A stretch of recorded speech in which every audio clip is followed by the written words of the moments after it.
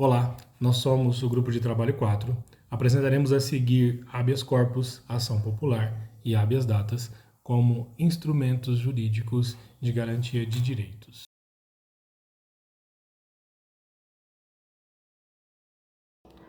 Olá, estamos aqui hoje para falar sobre o habeas corpus, que é um remédio constitucional. É um instrumento processual que é utilizado para garantia da liberdade de alguém quando essa pessoa for presa de forma ilegal ou tiver a sua liberdade ameaçada por abuso de poder ou por algum ato que não seja legal, do poder público ou de outras situações. Apesar de estar previsto no artigo 5º da Constituição Federal, a maioria das regras para este instrumento, para esse remédio constitucional, está previsto no Código Processual Penal, entre os artigos 647 até o 667. Dos textos legais, nós podemos concluir que são cabíveis dois tipos de habeas corpus. O repressivo, que são os casos mais comuns nos tribunais, quando a prisão já aconteceu, certo? E o indivíduo não teve os seus direitos garantidos. Nesse caso, compete e cabe o habeas corpus para essa sua liberdade. E existe também o preventivo, tá? Que também é chamado de salvo-conduto, que tem por objetivo evitar a coação ilegal da liberdade.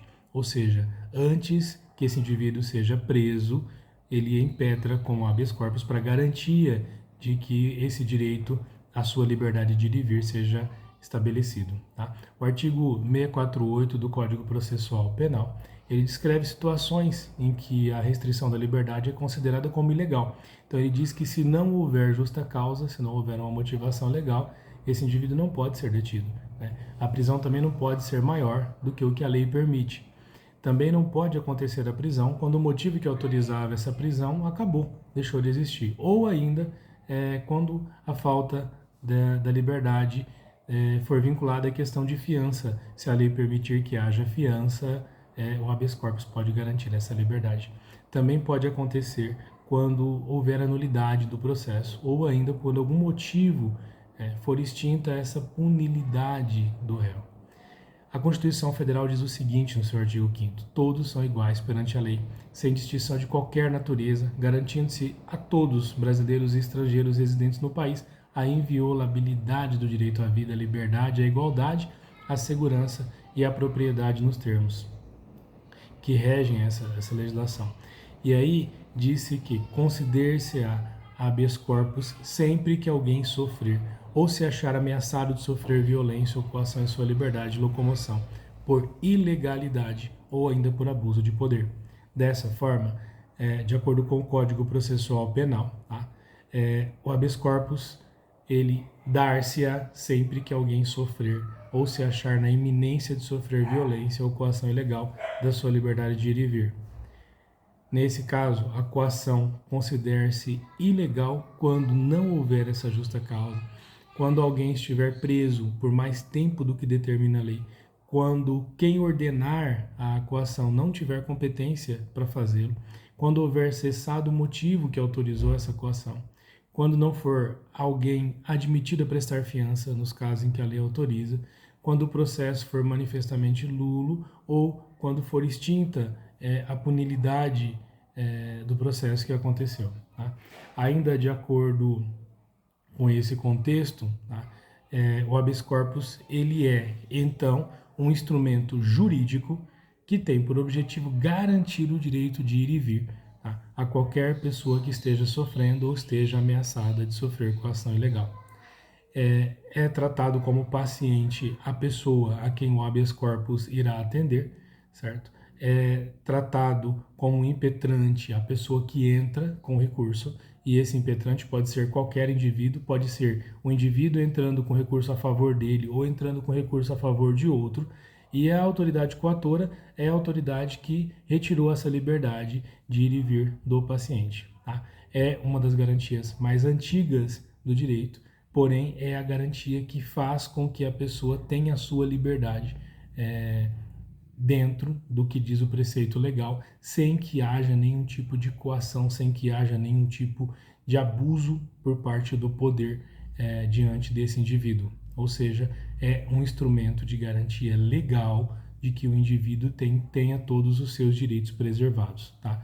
do latim, significa que tem o corpus, e o objetivo é fazer com que esse indivíduo tenha a sua liberdade. É um pilar do Estado democrático de direito e a garantia de que ninguém seja privado da sua liberdade de forma arbitrária. Tá?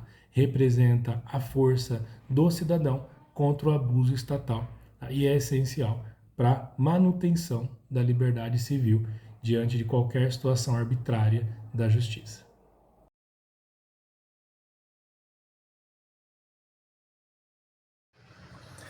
Ação popular. Conceito.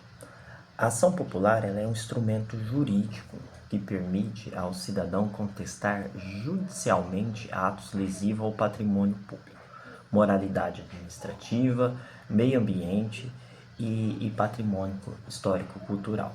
Ela está prevista no artigo 5º da nossa Constituição Federal. Bens tutelados.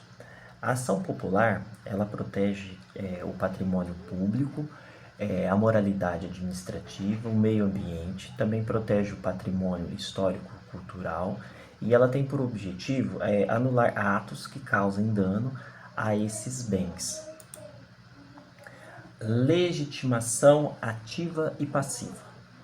A legitimação ativa, qualquer cidadão com o título de eleitor pode estar requerindo ela.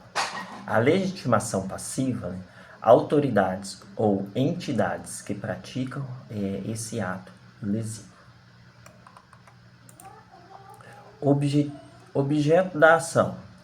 O ato administrativo ou contratual considerado lesivo ou interesse público, exemplo, contratos irregulares, desvios de verbas públicas, atos que causem danos ambientais ou morais à administração pública.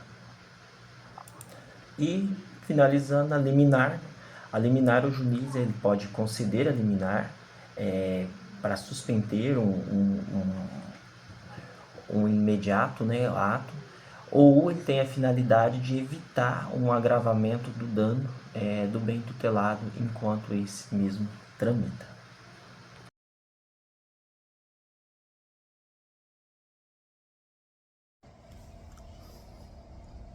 Olá pessoal, hoje eu vou falar um pouco com vocês sobre o habeas data, um importante instrumento jurídico que a nossa Constituição garante a nós. O habeas data ele é uma ação constitucional que é prevista no nosso artigo 5º, inciso 72 da Constituição. Ele tem uma natureza mandamental, ou seja, ele impõe uma ordem e uma informação interessante que ele é gratuito para o cidadão. O seu principal objetivo é proteger o direito à informação pessoal registrada em bancos de dados públicos ou de caráter público, garantindo também o direito de corrigir, complementar, registrar observações sobre esses dados. Mas por que o habeas data é um remédio tão importante? Porque ele garante dois direitos fundamentais: a transparência e a privacidade em relação aos nossos próprios dados. Ele é essencial, principalmente em tempos que a informação pessoal circula com tanta facilidade, Hoje a gente vive esse boom de informações, em quantidade de dados que circulam nas redes sociais e na internet. Além da Constituição, a Lei 9507 também regula o habeas data. E qual que é o bem tutelado no habeas data? O bem jurídico protegido é o direito à autodeterminação informativa, ou seja, a gente tem direito ao conhecimento, direito à retificação de dados, direito à complementação de dados, direito à anotação, ou seja, corrigir dados incorretos, incompletos, desatualizados, complementar informações faltantes, até mesmo incluir uma explicação ou uma contestação de algum dado que seja registrado. E quais são as partes envolvidas quando a gente tem uma ação de habeas data? Inicialmente tem o impetrante, que é a pessoa física ou jurídica, que é titular dos dados ou que acessar, corrigir as informações, e ela precisa estar representada por um advogado. E do outro polo dessa ação, a gente tem o impetrado, que é a entidade que detém os dados. Pode ser algum governamental ou uma instituição de caráter público. Por fim, pessoal, o habeas data é uma ferramenta essencial para que nós, cidadãos, tenhamos o controle sobre nossas próprias informações e possamos garantir que nossos dados mantidos nos diversos bancos estejam corretos, completos e de acordo com as nossas realidades e necessidades, protegendo o nosso bem jurídico, que é a nossa dados pessoais e informações. Obrigado. Bom, dando continuidade, o interesse de agir nas ações de habeas data, ele se configura quando há uma resistência por parte da autoridade coatora, né, em fornecer a informação ou a retificação para o impetrante. E para que isso aconteça, há 2 requisitos básicos. O primeiro é que haja um requerimento administrativo prévio, né, que haja solicitação dessa informação ou da retificação para a autoridade, e em segundo, que haja ali uma recusa expressa dessa autoridade em fornecer a informação ou que decorra um prazo legal ali sem que haja uma resposta. Com relação ao pedido, né, o pedido da ação, ele pode ser de conhecimento para que o impetrante tenha ali acesso ao dado, né, sobre si mesmo. Pode ser de retificação, quando a pessoa precisa, né, fazer ali uma correção de algum dado que está incorreto, e nesse caso ela precisa comprovar a inexatidão da informação, né, para que haja essa retificação.